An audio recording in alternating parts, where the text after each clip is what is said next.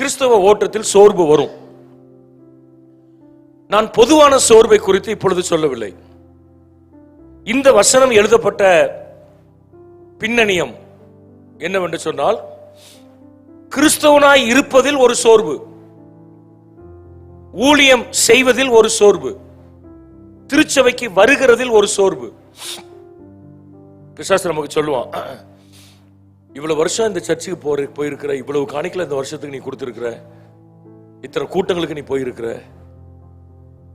But ஆனா உன் வாழ்க்கையில நன்மையே நடக்கலையே. நேற்று காலைல கூட நான் சொன்ன செய்தியில, உனக்கு நன்மை நடக்கலையே, உன் வாழ்க்கையில் என்ன சரி செய்யப்பட வேண்டியது சரி செய்யலையே, ஏன் சில மாற்றங்கள் வரல? அந்த சோர்வு கிறிஸ்துவுக்காக வாழ்கிறதை நிறுத்தி விடுகிறது. ஆண்டவர் இந்த காலவெளியில் நமக்கு என்ன சொல்லுகிறார்? நீ இதுவரை என்ன செய்து கொண்டிருக்கிறாயோ அதை தொடர்ந்து செய், தொடர்ந்து செய். உன்னை சுற்றி நிறைய தீமைகள் நடக்கலாம், நீ நம்பின மனிதர்கள் ஏமாற்றலாம், நீ எதிர்பார்த்த கிறிஸ்தவம் ஒருவேளை தோற்று போகலாம், எதிர்பார்த்த ஊழியங்கள் ஒருவேளை மாறலாம், நம்பின மனிதர்கள் துரோகம் செய்யலாம்.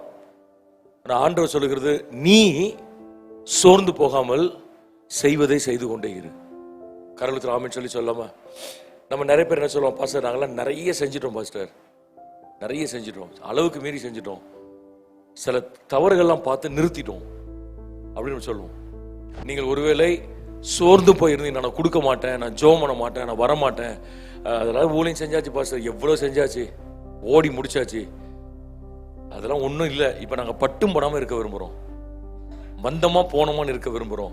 இப்போ இந்த மனநிலைமையில இருப்பீங்கன்னு சொன்னா கர்த்தர் உங்களுக்கு சொல்றாரு, நீ சாகிற வரை சோர்ந்து போகாமல் நீ செய்து கொண்டே இரு.